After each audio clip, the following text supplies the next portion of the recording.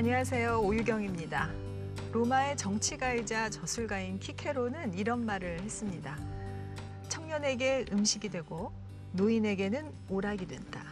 부자에게는 지식이 되고 고통스러울 때는 위안이 된다.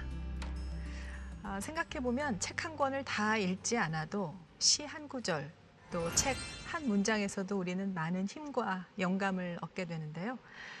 우리가 필요할 때 언제든 찾아갈 수 있는 친구 같은 것이 바로 책이 아닐까 합니다.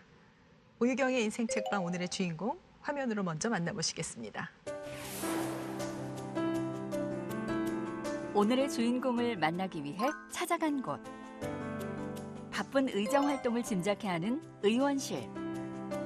다양한 활동의 사진들이 오늘의 주인공을 더욱 궁금하게 하는데 인생 책방 오늘의 주인공은 선생님 안녕하세요. 네, 안녕하세요. 어서 오세요. 반갑습니다.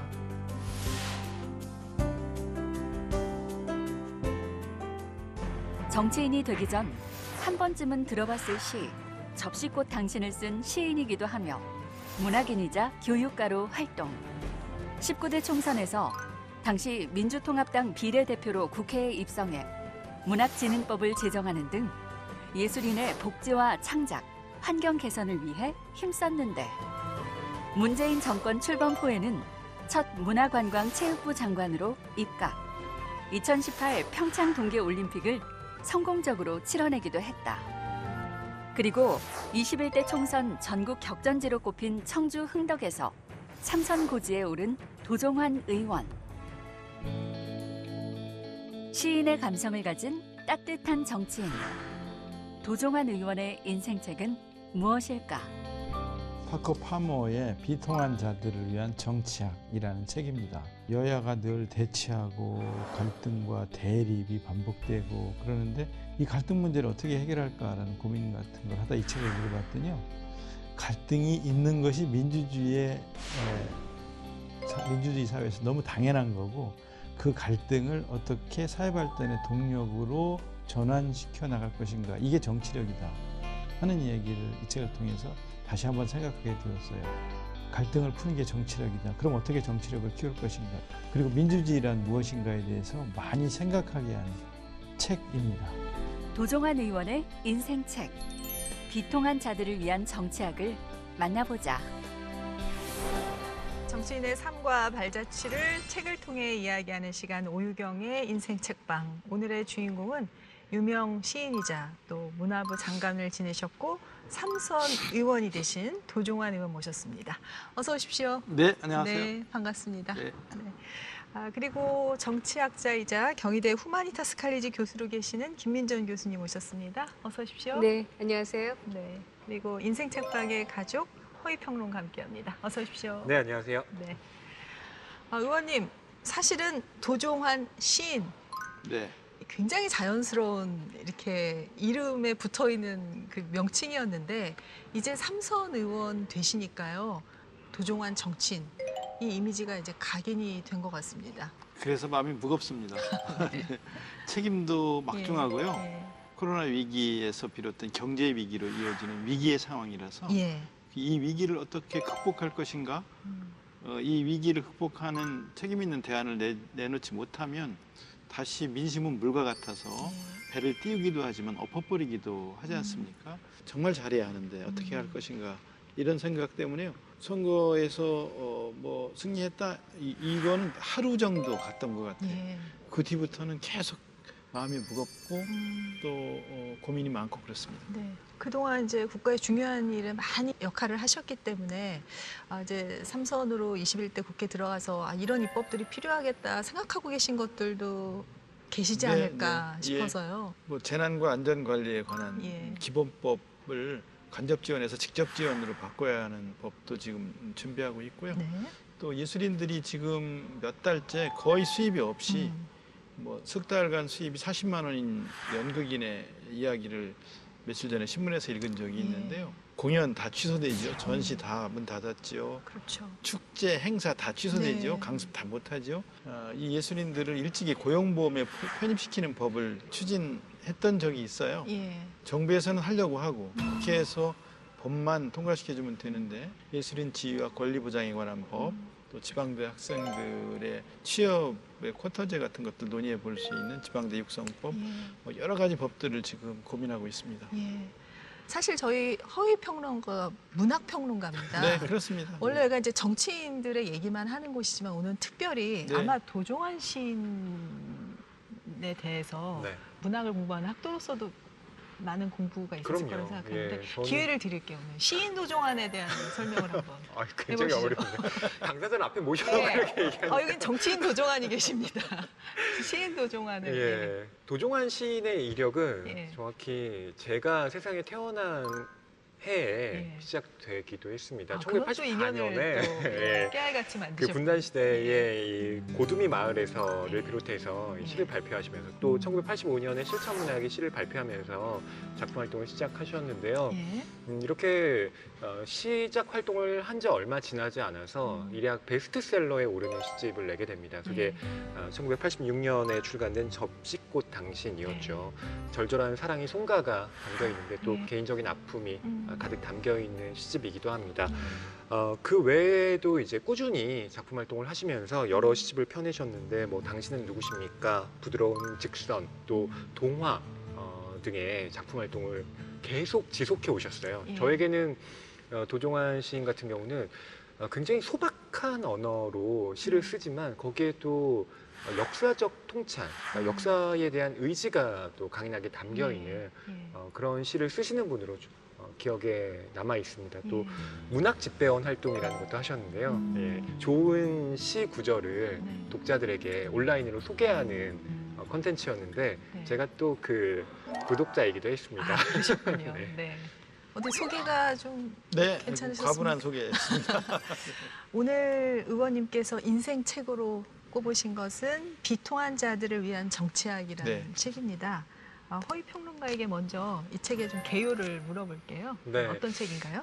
이 책의 제목은 이제 비통한 자들을 위한 정치학이라고 되어 있습니다만 원제는 좀 다릅니다. 민주주의의 마음을 어떻게 치유할 것인가예요. 민주주의의 마음을 어떻게 치유할 것인가였군요. 이 책의 저자인 이 피커 제이 파머 같은 예. 경우는 링컨 대통령의 재임과 또 오바마 대통령의 이 당선을 예로 들면서 비통한 자들의 정치라는 것을 주창합니다. 그러니까 이게 뭐냐면 절망한 이들이 마음과 마음의 연결을 통해서 비관주의와 냉소주의를 극복하는 것, 그것이 이 비통한 자들을 위한 정치학의 핵심이다라고 강조를 하고 있는 거죠.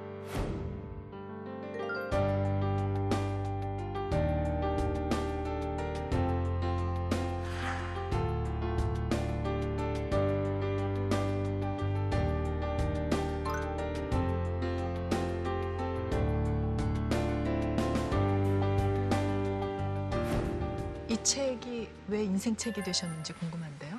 정치를 하는 사람들이 가장 크게 생각하고 있는 것 중에 하나가 권력을 어떻게 잡을 것인가, 잡은 권력을 어떻게 유지할 것인가, 그 권력을 어떻게 행사할 것인가, 이런 거가 주로 머리에 들어있다고 생각을 하는데요.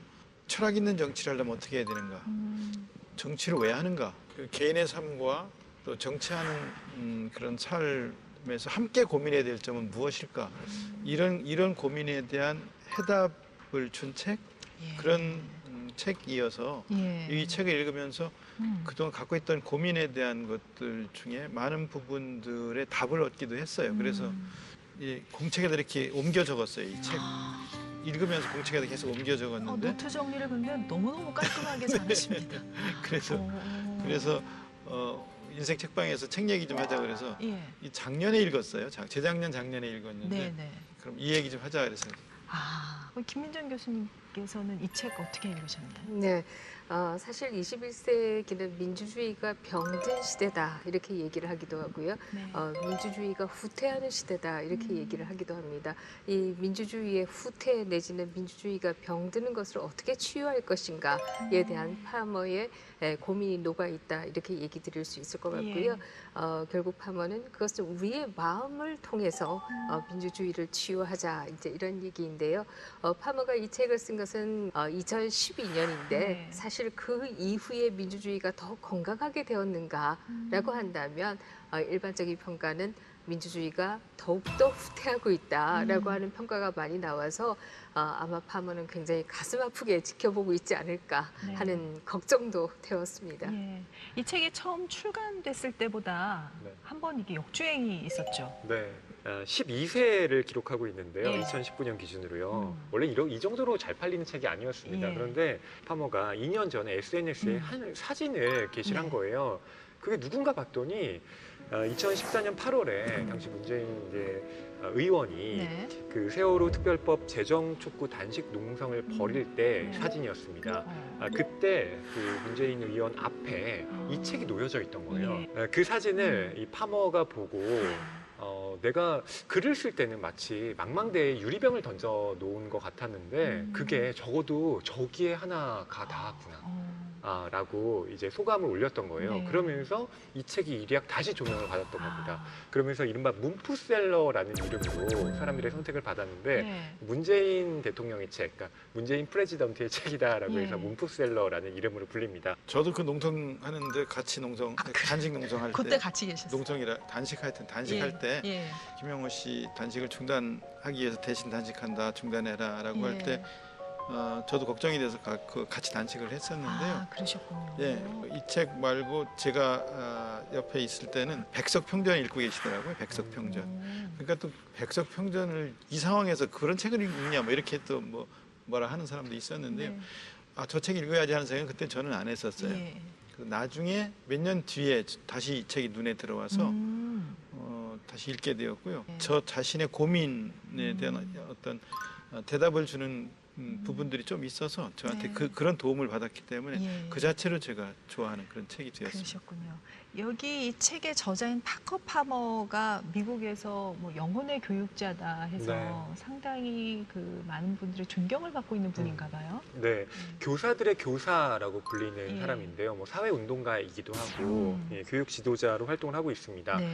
세 가지를 조합한 교육 철학을 표명하는데요. 지성과 감성과 영성입니다. 미국의 교사 양성 프로그램인 패처 프로그램이라는 것을 운영하면서 네. 또 많은 감화를 주고 있는데요. 1998년에 이 리더십 프로젝트에서 주관했던 가장 영향력 있는 미국의 교육 지도자 30인에 또 포함되면서 이름을 알리기도 했는데요. 실제로 뭐 도종환 의원님 같은 경우는 교사 경험도 그렇죠. 있으시고 예, 네. 여기에도 가르치는 사람들에 예. 대한 얘기도 언급이 되거든요. 예. 그래서 특히 더 많은 또 예. 감화를 받지 않으셨을까 저도 생각을 이 해봅니다. 저자를 혹시 알고 계셨나, 저자와도 많이 동일시가 되셨겠다 그런 생각도 좀 했거든요. 네. 정치 입문할 때 얘기 좀 해주세요. 비례대표로 제안을 받고 예. 또 당에서 뭐 투표를 통해서 결정하고 난 뒤에 이렇게 들어와달라 이런 방식이어서 네. 지역구위원회 비례대표위원과는 다른 방식, 네. 다른 경로를 통해서 들어왔어요. 근데 네. 그 이전에 더 적극적으로 정치에 대한 관심을 가지게 된 그 전의 계기는 노무현 대통령의 서거. 네. 전직 대통령을 벼랑 끝으로 몰아서 산산이 부서지게 만들고 네. 그 비통함을 넘어서서 무엇을 어떻게 해야 할 것인가, 이 사회를 어떻게 할 것인가, 이 나라를 어떻게 할 것인가, 상처받은 사람들을 어떻게 할 것인가, 나는 무엇을 할 것인가, 이런 고민들이 있었던 네. 거고요. 그 이전에 교육운동, 사회운동, 문화운동 이런 거 할 때는 또 그때는 80년 전두환 정권 밑에서의 혹독한 시간들 때문에 이제 그런 교육운동, 사회운동들을 하게 됐습니다만은 직접 정치로 바로 연결되기 직전에 가장 비통했던 것들은 노무현 대통령의 서거였었죠. 다시는 이런 일이 일어나지 않도록 하려면 어떻게 할 것인가. 그다음에 이루지 못한 가치, 노무현 대통령이 이루지 못한 가치, 노무현 대통령이 추구했던 정신을 구현하려면 어떻게 할 것인가, 나는 어떻게 할 것인가, 우리는 어떻게 할 것인가, 이런 것들이 이제 정치 쪽에서 어떤 역할을 맡게 되는 계기가 되었다고 할 수 있겠습니다. 노무현 대통령 기일 네네. 때 막 눈물 많이 쏟으셨던 그게 좀 기억이 나네요. 그 운명이라는 시, 예, 그랬습니다. 예, 헌사. 추모식에서 추모 행사에서 읽었던 예. 시죠. 보고 싶은 당신. 당신의 아리고 아프고 짧은 운명 때문에 많은 날 고통스러웠습니다.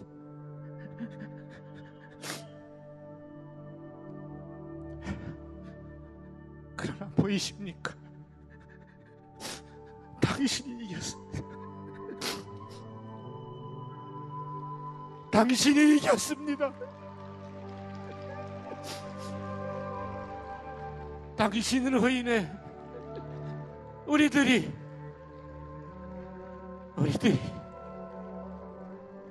이겼습니다. 운명이란 얘기, 그다음에 그 운명이 나의 숙명으로 이렇게 그 변환되고 있는 네. 이 상황에서 내가 갖고 있는 이 말하자면 이 비통함을 개인적인 비통함으로 그냥 머물게 하지 않고 예.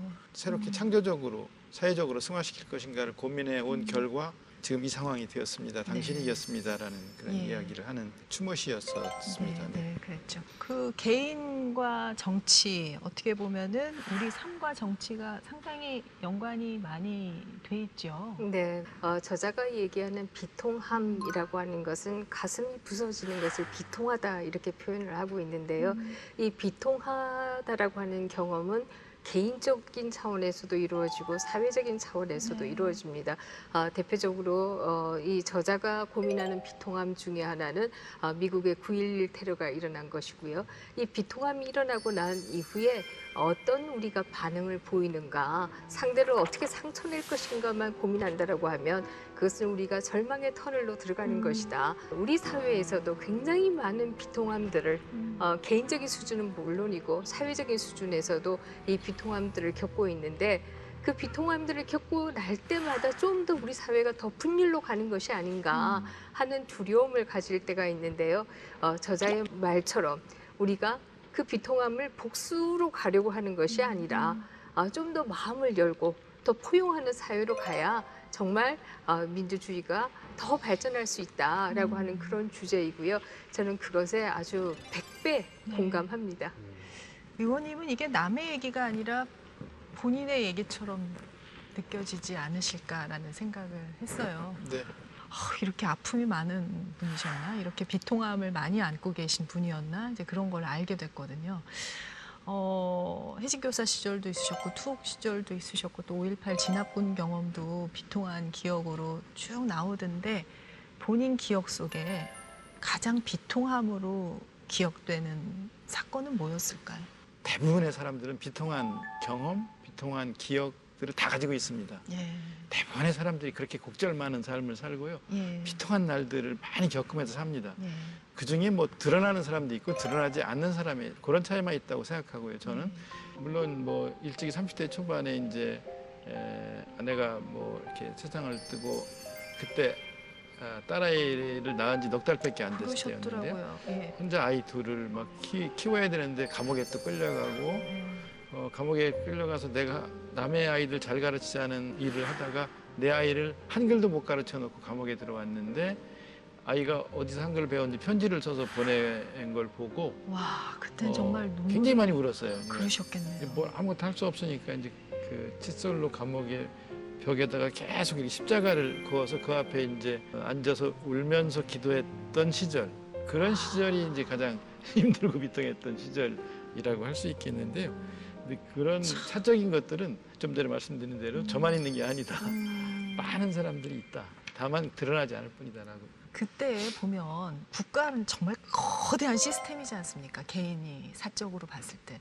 그런 국가에 의한 어떻게 보면은 어려움을 많이 겪으실 때는 와, 그 국가가 너무 진짜 원망스럽고 거대한 폭력이죠. 그때는 예. 국가가. 파시즘 체제 하에서는 제가 시를 발표를 하는 걸 하나하나 경찰이 찾아다니면서 문제 삼고 그럼 교육청에서 시를 문예제 발표하기 전에 교육청에 먼저 갖고 와라라고 예. 하면서 늘 미행, 감시, 도청 이런 것들이 일상적으로 따라다니던 그런 시절을 살았기 때문에 근데 이 책에서 나온 대로 그 비통함의 피해자로 혼자 고립돼 있지 않고 그 담쟁이 시에서 말씀하신 네. 것처럼 손에 손을 잡고 나아가는 길을 걷고 계신 거여서 이 책을 읽으면서 인생책이 될 수밖에 없겠다라는 생각을 저도 했습니다.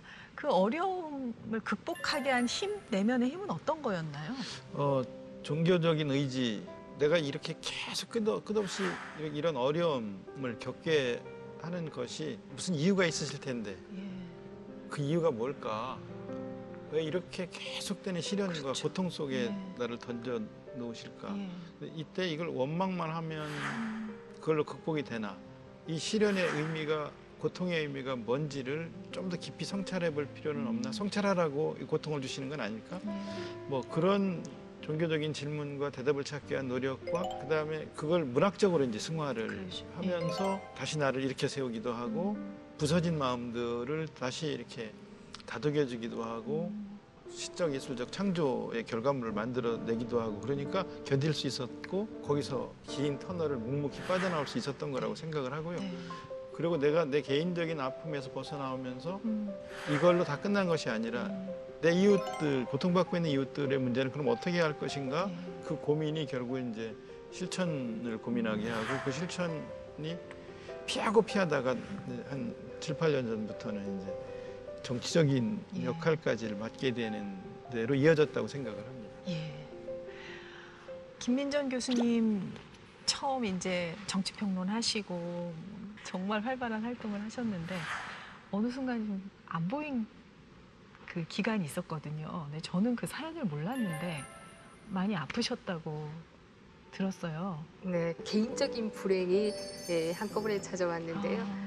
남편의 사업이 망하고 또 저는 점점 눈이 안 보이다가 완전히 실명 상태에 갔는데 그리고 나서 알아보니까 그게 이제 뇌종양에 의해서 시신경이 완전히 눌려가지고 보이지 않는 상태까지 갔었고요. 그러나 그렇게 보이지 않는 상태에서도 내가 살 수만 있다라고 하면 얼마든지 우리 아이들을 키울 수 있겠다라는 생각을 사실 했었고요. 그러셨군요. 그리고 나서 이제 아주 기적적으로 수술은 성공.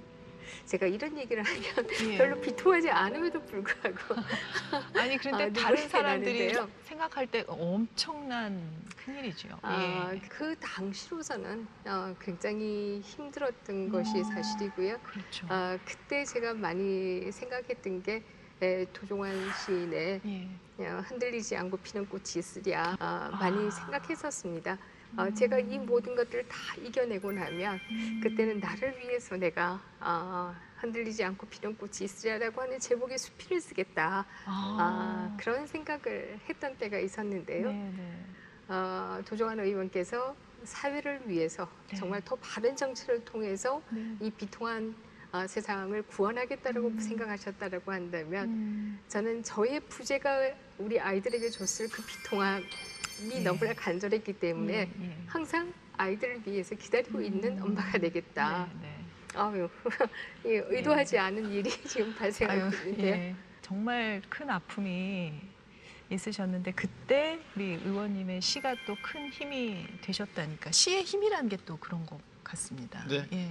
시가 주는 힘이 치유의 힘이 예. 있어요. 위로, 위안, 예. 용기, 또 희망 이런 것들을 가져다 주는 그런 힘이 시에는 있는 거죠. 예. 어떻게 수필은 그러면 쓰셨습니까? 그런데요, 제가 1년 동안은 세상이 다 감사했다고 말씀드렸는데요. 네. 그러고 나니까 잊어버리게 되더라. 김민전 교수님께서 흔들리지 않고 피는 꽃이 어디 있으랴 예. 그걸 나중에 그 에세이집 제목으로 예. 삼으셨다고 하셨지 예. 않습니까? 그래서 그 시를 그럼 낭송할게요. 좋습니다. 네. 흔들리며 피는 꽃이라는 시입니다. 특별히 교수님을 위해서 한번 네. 그러면 방송해 주시는 걸로. 예. 흔들리며 피는 꽃 흔들리지 않고 피는 꽃이 어디 있으랴 이 세상 그 어떤 아름다운 꽃들도 다 흔들리면서 피었나니 흔들리면서 줄기를 곧게 세웠나니 흔들리지 않고 가는 사랑이 어디 있으랴 젖지 않고 피는 꽃이 어디 있으랴 이 세상 그 어떤 빛나는 꽃들도 다 젖으며 피었나니 바람과 비에 젖으며 꽃잎 따뜻하게 피웠나니 젖지 않고 가는 삶이 어디 있으랴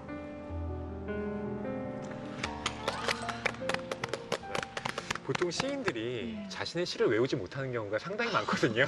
근데 도종환 의원님께서는 와, 이 시를 참 많이 낭송하셨나 봐요. 정확하게 외우고 계시네요. 사실 교수님 소감을 좀 듣고 싶어요. 사실 뭐 지금 들어도 아주 가슴 뭉클한 그런 시간인가 하는 생각이 들고요. 책의 얘기로 돌아가서 얘기를 네. 하면요. 파머가 어떻게 하면은 비통함이 산산이 부서지지 않고 오히려 변화를 위한 열림으로 갈 것인가. 그것은 마음이 부드러워야 그것이 가능하다 이런 얘기를 하는데요. 네. 그 부드러움이라고 하는 것은 바로 시를 통해서 또 다양한 예술을 통해서 또 자기와의 대화를 통해서 그렇게 그 부드러움을 만들어갈 수 있다 이런 얘기를 하는데요. 네. 우리가 평상시에 이렇게 좋은 것들을 많이 읽고 생각할수록 우리가 또 어려움을 닥쳤을 때도 네. 거기서 용기를 낼 수 있는 것이 아닌가 하는 생각이 들어요. 네. 의원님, 여기서 이 책에서는 민주주의에서 마음이 중요하다는 얘기를 하잖아요. 네, 네. 대개 우리는 가만히 앉아서 듣는 객체로 교육제도를 받고 네. 또 교육과 종교를 통해서 객체로 가만히 있다 보니까 삶에서도 관객으로 있을 뿐이고 그러다 보니까 정치를 스포츠 관람하듯이 가만히 앉아서 관람하는 그런 그 관객의 입장에서 보기 때문에 네.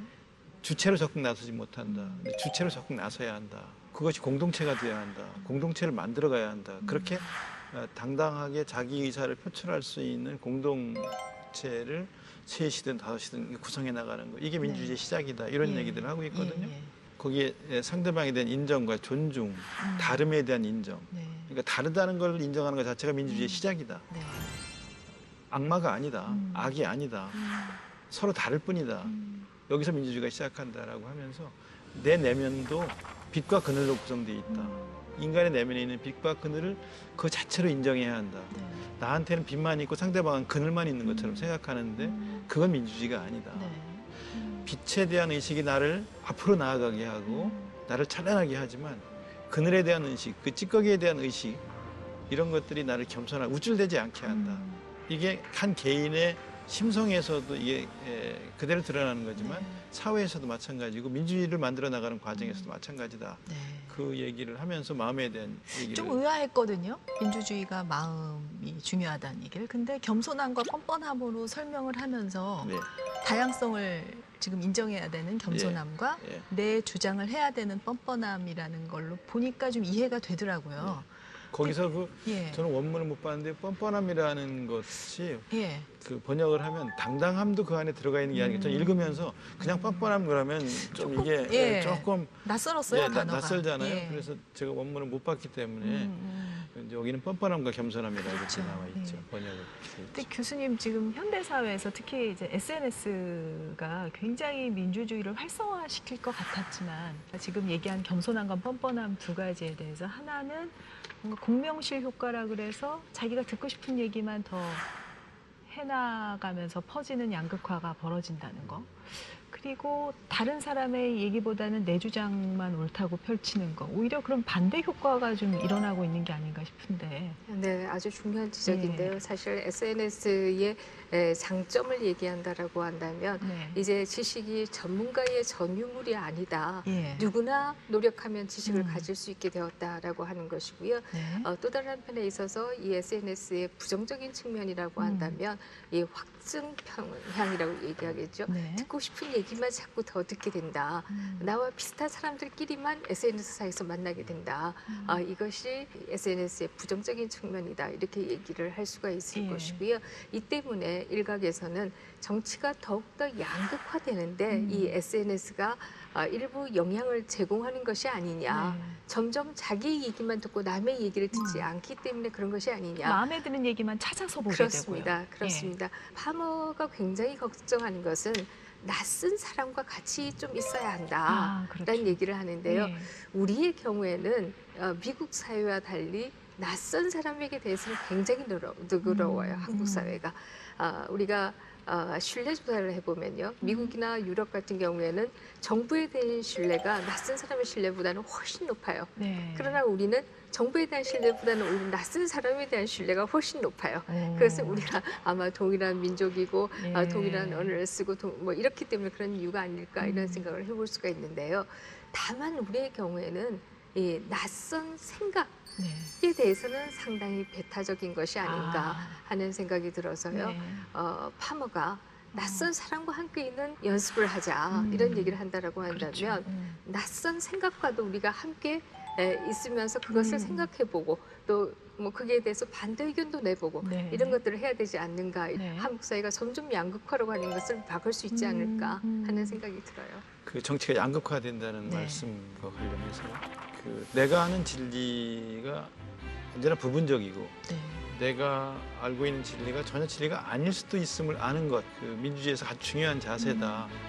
이걸 잊으면 안 된다고 퍼커가 이야기를 하죠. 네. 근데 사람들은 확증 편향을 가지고 내가 아는 사실이 진짜다라고만 네. 이야기를 하고 다른 사람들, 낯선 사람들이 이야기하는 거 이런 거 이제 배척하고 받아들이지 않고 오직 내가 알고 있는 것만이 사실이다라고 하고 여기에 동조하는 사람들하고만 소통하고 예. 이의 제기를 하는 사람들의 의견은 아예 무시를 하거나 이거 뭐 악마화하거나 뭐 이렇게 한단 말이죠. 내가 아는 진리도 진리가 아닐 수 있는데 네. 내가 아는 사실을 사실이라고 고집하는 확증 편향.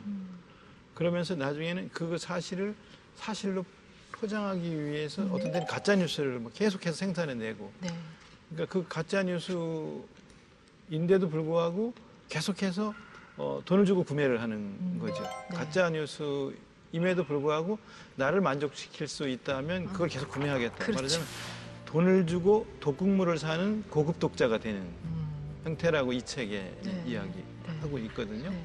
파머가 얘기한 것 중에 가장 또 중요한 키워드가 지금 낯선 사람에 대한 얘기인데 사적인 영역과 정치적인 영역에는 낯선 사람이 없다는 공통점이 있고 공공의 영역에 낯선 사람이 손을 잡는 거다. 뭐 그런 얘기가 나왔죠. 그렇죠. 네. 그러니까 그 낯선 사람 혹은 낯선 생각이 공공성에서 합쳐진다라는 예. 일화를 예. 뉴욕에서 만난 택시기사를 가지고 예를 듭니다. 네. 이 택시기사가 너무 난폭 운전을 하는 거예요. 그래서 좀 조심히 운전하시라를 이제 간접적으로 돌려 얘기했는데 그 네. 말이 물꼬가 터져서 자기가 이 일을 얼마나 좋아하는지 실은 이게 낯선 사람과 만나서 대면하는 일 자체를 네. 이 택시기사가 즐긴다라는 얘기를 막 하는데 대단히 위험한 커브길에서 택시가 기울어 내달리고 있을 때 나는 기사에게 자신의 직업을 얼마나 좋아하는지 물어봤다. 나는 그가 직업만이 아니라 생명도 가지고 있음을 상기하게 되면 좀 더 조심해서 운전하리라고 생각했다. 그러나 그건 실수였다. 글쎄요, 어떤 손님이 탈지 전혀 알 수가 없지요. 그래서 조금 위험하기는 해요. 하지만 많은 사람을 만날 수가 있어요. 대중을 알아야 해요. 거기에서 인생에 대해 많은 걸 배워요. 대중을 알지 못한다면 아무것도 모르는 거지요. 생각을 나누면서 사람들에게서 많은 것을 배우니까요. 한 종류의 사람들만 좋아하면 좋지 않아요. 승객들과 이야기하면서 내가 좋은 생각이 있으면 말해주지요. 상대방도 그렇다고 할 수도 있고 아니라고도 할 수도 있어요. 늘 같은 종류의 사람들과 있기만 하면 늘 같은 옷을 걸치고 있는 것과 마찬가지랍니다. 실증이 나지요. 그러나 대중은 늘 신선하지요. 맨해튼 택시 기사들에게 뻔뻔스러움이라고 불리는 마음의 습관은 장사 수완이다. 이 택시 기사는 뻔뻔스러움과 겸손함을 절묘하게 조합하여 시민 정신의 귀감을 구현하고 있다. 그는 낯선 사람들에게 환대를 베풀면서 다양성의 긴장에 점점 친숙해지고 그것을 두려워하기보다는 배움과 삶의 한 가지 통로로 받아들일 수 있게 되었다. 활력 있는 공적인 삶은 민주주의의 열쇠다. 거기에서 우리는 다양한 사람과 만나는 기회를 얻고 타인들이 머리에 뿔을 달고 있기는커녕 삶을 풍부하고 활력 있게 만들어준다는 것을 깨닫는다. 그리고 어떤 종류의 긴장은 위협적이기보다는 교훈적이고 힘을 불어넣어주며 심지어 흥미진진하다는 것도 깨닫는다. 그에 못지않게 중요한 것이 있다. 공적인 삶을 통해 우리는 세상에서 일어나는 일을 평가하고 그에 대한 자신의 생각을 발언하며 다른 사람들의 생각을 듣는다. 그리고 그들 중 어떤 사람들과 함께 우리가 원하는 세상을 향해 한 걸음 내디딜 수도 있다. 그러니까 그러니까 낯선 사람과 대면한다는 것 자체, 그 긴장 상태를 열린 마음으로 받아들이는 것이 민주주의라는 것, 그러니까 공공성과 맞닿아 있는 것이구나라는 네. 성찰을 다시 하게 되거든요. 예. 그걸 보면서 저 역시 헬로우 스트레인저라는 말도 있잖아요. 그러니까 낯선 사람 자체에 대한 환대가 그 민주주의에서 역시나 굉장히 중요한 덕목이구나라는 걸 네. 깨닫게 됐습니다. 국회가 갈등을 다루는 곳이거든요. 예. 다른 데서 해결되지 않는 갈등들이 일로 와요. 그렇죠. 다른 데서 해결되는 갈등들은 여기까지 안 와요. 예. 이 첨예한 갈등을 잘 다루어서 이게 에너지가 되게, 사회 발전의 에너지가 되게 하는 일이 정치력이에요. 예. 이게. 물이 쏟아질 때 그 쏟아지는 물을 전기로 바꾸는 게, 그게 우리 사회에서 과학적으로 얼마든지 가능하다는 걸 우리가 보지 않냐. 그러면 이 폭포처럼 쏟아지는 갈등을, 이걸 우리 사회 발전의 동력으로 에너지를 만드는 역할을 하는 게 정치인데, 그 갈등의 끝에 올라타서 자기만 돋보이게 하는 일, 네. 거기다 이 갈등의 끝에 올라타서 확증편향적인 말을, 강한 말들을, 막 거친 말들을 쏟아내면 그 지지자들이 환호하니까 네. 여기에 매몰돼 있어가지고서 아, 내가 지금 굉장히 인정받는 정치가가 되어 있구나라고 착각하는 거죠. 예. 그리고 이걸 자꾸 이런 불을 떼는 거죠. 이렇게 더 거칠게, 더 극단적인 언어들을 쏟아내면서 극단에 서 있어라. 이렇게 하는 거예요. 예. 이거가 갈등을 해결하는 자세는 아니거든요. 갈등은 결국 타협하고 대화하고 존중하고 이해하고 이러면서 이 해결점이 찾아지지, 갈등과 긴장이 사회 발전의 에너지가 되도록 바꿔내는 일. 네. 이게 정치다라는 얘기를 이 책에서 하고 있어서 저는 이런 책을 여야 의원들이 같이 읽고 그 같이 독서 토론 같은 거, 책 읽는 네. 모임 같은 걸 만들어서 이런 걸 읽고 같이 이야기 나누는 그런 모임들을 했으면 좋겠다는 생각을 이 책을 읽으면서 여러 번 했어요. 의원님의 출발이 시인이어서 또 이런 생각도 가능하다는 생각을 하게 되는데요. 왜냐하면 이 책에서 보면은 예술 또 문화라는 것이 긴장을 창조적으로 끌어안는 것이다라는 정의가 여기에 나오니까 저는 그런 걸 떠올렸어요. 제 의원님이 문화부 장관 시절에 북한에도 뭐 가시고 공연 올림픽도 성공적으로 이루시고 이러면서 그 긴장 관계를 상당히 부드럽게 만든 공헌을 하셨잖아요. 사실 정치로 풀기 어려운 일을 문화로 또 잘 풀어내셨는데, 제가 공연단에 이끌고 북에 갔을 때 현성월 단장이 우리 노래 많이 준비해 오셨죠? 라고 묻는데 대답을 못했어요, 공항에서. 왜냐면 아는 노래가 없으니까 준비도 못했어요. 우리 가수들이 북한 노래 부르는 가수들도 없고 뭘 하면 좋을까를 고민하다가 아주 멜로디가 간단하고 노랫말도 단순한, 그러니까 버드나무는 다른 나무와 다르게 다른 나무는 위로 고개를 뻗는데 이건 고개를 숙이고 있네, 이런 간단한 버드나무에 너는 고개를 숙이는구나, 이런 노랫말이에요. 그거를 소녀시대 서현에게 연습을, 멜로디가 간단하니까 연습을 시켜서 무대에 세웠어요. 거기 가서 이제 연습을 한 거예요. 근데 전주가 쫙 나오니까 그 평양 시민들이 뭐 무례와 같은 박수가 쏟아지는 거예요. 아, 남쪽에서 북한 노래를 준비해왔구나, 연습해왔구나. 남북이 같이 연습해서 얼굴이라는 노래를 같이 불렀어요. 얼굴, 동그라미 그리려다 무심코 그리는. 여자 가수들이 서로 손잡고 그 노래를 같이, 남쪽의 노래를 남북의 가수들이 연습해서 같이 무대에서 불렀어요. 그러니까 맨날 대치돼 있고 대립돼 있고 죽어 죽이는 관계가 아니라 같이 부를 노래가 있는 민족이구나 하는 걸 확인하는 거예요. 이런 건 굉장히 문화적으로 중요하거든요. 그렇죠. 같이 공유할 어떤 것이 있어야 되는 거예요. 그래야 대화가 되고 또 소통할 수 있고 또 방법을 찾을 수 있고 통로를 만들어 나갈 수 있잖아요. 긴장을 창조적으로 끌어안다는 용어를 여기다 대입시켜도 괜찮겠다는 생각이 들죠. 가장 먼저 마음을 여는 것은 정치와 같은 딱딱한 주제가 아니라 우리가 함께 살아가는 인간이다. 미국과 중국이 국교 정상화를 하기 이전에도 소위 말하는 핑퐁 외교를 통해서 미국과 중국이 서로 교류를 해나간 경우를 아마 그 예로 들 수 있지 않을까 싶고요. 그 외교부 분들이 그런 얘기를 하셨어요. 정치적으로 우리나라가 어느 편도 들기 어려운 국가들 있지 않습니까? 특히 이제 이스라엘 같은 경우도 굉장히 예민해서 중동 국가 이스라엘 사이에 그 우리 대사관이 뭔가 하기가 어렵대요. 근데 한류가 너무 고맙다고, 너무 좋아하고 대화가 된다는 거죠. 정상 외교할 때도요. 대통령이나 총리가 정상 외교 갈 때 BTS의 음반의 사인을 직접 친필 사인을 받은 걸 가지고 가서요. 첫날 줘요. 그러면 그 대통령이 감사합니다 그래요. 근데 둘째 날 점심에서요. 애들을 갖다 주고 난 뒤에 반응을 보고 그 다음날 점심 때는 완전 달라지니까. 완전 분위기가 달라집니다. 네. 우리 애들이 그러는데 이렇게 해서 예, 시작하면 예. 분위기가 완전 달라집니다. 문화가 갖고 있는 엄청난 힘을 정상회담 때마다 확인합니다. 그 베트남에서 케이팝 공연을 한번 한 적이 있었는데 그때 그 베트남의 권력 서열 구조가 바뀌었다고 하더라고요. 우리 아빠가 케이팝 티켓을 구할 수 있는 사람이냐 없는 사람이냐로 바뀌었다는 일화도 들었습니다.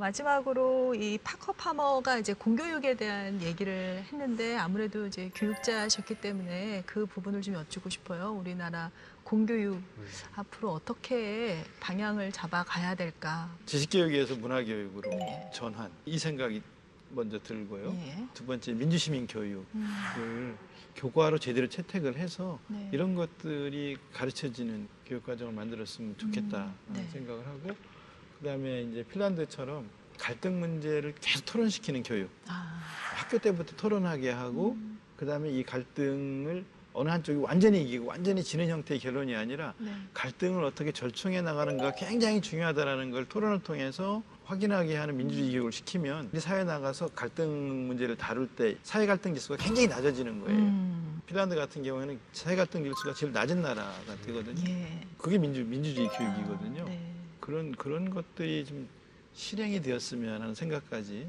책을 읽으면서 들었어요.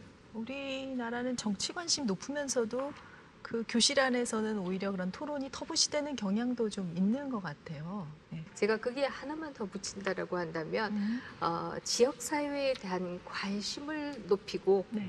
최근에 지역 사회에 대해서 조사하고 이런 식의 교육들이 이루어지는데 그 지역 사회의 문제를 풀기 위해서 우리가 무엇을 할 수 있을까? 이것을 어려서부터 소위 문제 해결 능력을 키우기 위한 그런 교육들도 같이 이루어졌으면 좋겠다라는 생각이 드는데요. 네. 그러나 이제 우리의 경우에는 고등학교 교육까지 이렇게 가게 되면은 입시가 가까워지면 가까워질수록 그 모든 것은 잊어버리고 또 대학 오고 나면 다 너무나 개개인화되어서 또 취업이 바쁘고 네. 이러다 보니까 그런 교육들이 점점 좀 등한시되는 부분도 없지 않다 이런 생각은 듭니다만은 그런 만큼 우리가 또 더 노력해서 한편에 있어서는 학교에서부터 민주주의가 꽃피우고 학교에서부터 지역사회에 대한 관심과 문제를 해결하기 위한 노력을 하고 네. 이런 것을 통해 한국 사회가 더 발전하지 않을까 하는 생각입니다. 정치학자로서 뭔가 의원님께 주문이 있으실 것 같아요. 어떤 좀 역할을 해달라. 홀수가 굉장히 어렵다고 들었는데요. 1357 선 뭐 이렇게 가는 것이 어렵다 이런 얘기를 들었는데 일단 삼선하신 거에 대해서 축하의 말씀을 드리겠고요. 네. 지금 얘기하신 것처럼 이 민주주의라고 하는 것은 이 갈등을 또 긴장을 창조적으로 이것을 승화시켜 나가는 것이다. 이것을 몸으로 실천해 주신다라고 하면 한국 정치가 국민들의 사랑을 받을 수 있지 않을까 네. 하는 생각을 하게 됩니다. 오늘 그 각오를 계속 말씀해 주신 것 같기도 하고요. 의원님 이번 이제 국회에서 어떤 목표를 갖고 계신지. 당의 중심을 잡는데 기여하겠다라는 말씀을 드리고 싶어요. 예. 우리 당이 180석까지 몰아주는 건 처음이잖아요. 네. 그러면 정말 잘해야 돼요. 정말 잘해야 되는데 그러려면 분열하지 말아야 돼요. 단합하고 화합하고 서로 존중하고 인정하면서 중심을 잡고 목표를 오직 국민을 살리는 일, 국민을 구하는 일, 특히 경제 부분의 어려움 해결하는 일 이런 쪽에 정말 합심해서 협력해서 그 일을 전심전력으로 그 일을 위해 노력해야 돼요. 근데 하다 보면 이제 자리 갖고 싸우게 되고요. 또 뭐 자리 갖고 싸우다 보면 이제 뭐 이런저런 선거를 하다 보면 파벌과 분파 이런 거 생기고 이거 생기지 않도록 당의 중심을 잡고 당이 단합해서 제대로 된 역할을 해나갈 수 있도록 하는 그 일을 하겠다는 생각을 갖고 있습니다. 오늘 비통한 자들을 위한 정치학이라는 책을 가지고 또 우리 의원님의 또 생각까지 많이 들어봤습니다. 허위평론가가 이 책을 좀 총체적으로 네, 이 책에서 마음을 정말 많이 강조하잖아요. 네. 그런데 좀 오해하지 않으셨으면 좋겠다라는 말씀을 드리고 싶은데 네. 뭐냐면 마음을 단순한 감성 정도로 이해하면 이 책을 제대로 읽지 않은 것이다라고 그렇죠. 볼 수 있는 겁니다. 네. 여기에서 파머가 강조하는 건 마음이라고 하는 건 통합된 알미다라고 말을 해요. 그러니까 반지성주의 같은 걸 내가 얘기하는 옹호하려는 게 게 아니다라고 아니다. 말을 합니다. 네. 그러니까 민주주의에서 마음이라고 하는 예. 건 지성뿐만 아니라 그러니까 감성을 통합한 그런 총체적인 알미다라는 걸 좀 이 책을 읽어 나가시면서 네. 분명하게 염두에 두시길 좀 당부드리고 싶습니다. 왜 줄거리만 읽으면 대강 아는 책이 있는데 이 책은 그렇게 읽었다가는 딱 오해하기 십상입니다. 이 책은 제대로 읽어야 뜻을 알 수가 있고요. 교수님께서 혹시 이 책과 함께 읽으면 좋은 책이 있으면 추천을 좀 해주세요. 네, 파머가 이 책을 쓸 때보다 전 세계의 민주주의는 더 후퇴하고 있다 이런 말씀을 드렸는데요. 그것은 민주주의를 측정하는 지표를 통해서도 드러나고 있습니다. 하다못해 미국 민주주의조차도 그 당시보다 더 후퇴하고 있는 것으로 나타나고 있고요. 그래서 이럴 때일수록 한편에 있어서는 파머가 얘기한 것처럼 마음의 근육을 기르는 것도 중요하고 또 다른 한편에 있어서는 민주주의가 후퇴하지 않도록 선구안을 기르는 것도 매우 중요하다 이런 생각이 들어서요. 제가 소개드리고 싶은 책은 어떻게 민주주의는 무너지는가라고 하는 2018년 책입니다. 저 때보다는 훨씬 더 제목이 더 강해졌다라고 하는 게 바로 민주주의의 현 수준을 나타내는 것이다 이렇게 말씀드릴 수가 있는데요. 스티븐 레베츠키 등이 지은 책이고요. 이 책을 통해서 민주주의가 무너지지 않도록 우리가 어떤 지도자를 선택해야 하는지 또 어떻게 갈등을 풀어가야 하는지 이런 것에 대한 선구안을 좀 길러주시면 좋을 것 같다라는 네. 생각을 합니다. 네. 오늘 인생 책방 함께 하신 소감 어떠세요?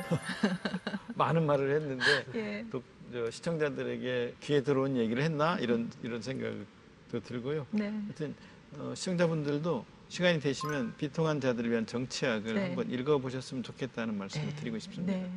오늘 조종환 의원님 뵙고 이제 여러 가지 말씀 나눴는데 제가 느낀 거는 그 누구보다도 지금 3선이 돼서 21대 국회에 들어가시는 그 무게를 굉장히 무겁게 지금 생각하고 많은 고민을 하고 계시다고 느껴집니다. 네, 그렇게 말씀해 주셔서 고맙습니다. 네, 오늘 이제 함께해 주셔서 감사하고요. 네. 네, 앞으로 국회에서의 활동 기대해 보겠습니다. 감사합니다. 열심히 하겠습니다. 네, 교수님 함께해 주셔서 감사합니다.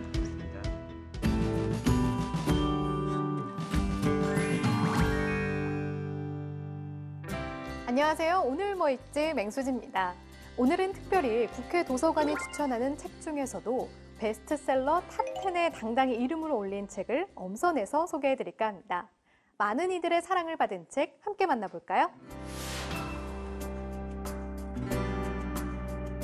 어떻게 하면 부자가 될 수 있는지 궁금하신가요?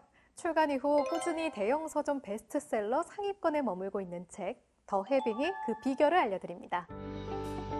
이 책은 전직 기자가 현재를 즐기면서도 부자가 될 수 있는 방법을 배우기 위해 부자들의 정신적 지도자를 찾아가면서 시작됩니다. 책의 부제, 부와 행운을 끌어당기는 힘처럼 독자는 두 사람의 대화를 통해 부와 행운의 비밀을 알 수 있는데요. 타인을 의식하지 않고 오롯이 나에게 집중하는 것, 지금 이 순간을 사는 것 등 부자가 되는 가장 간단하고 효율적인 방법을 두 사람의 대화를 통해 쉽게 알려주는 것이 특징입니다. 작은 습관 하나로 부와 행운을 얻을 수 있다고 말하는 해빙.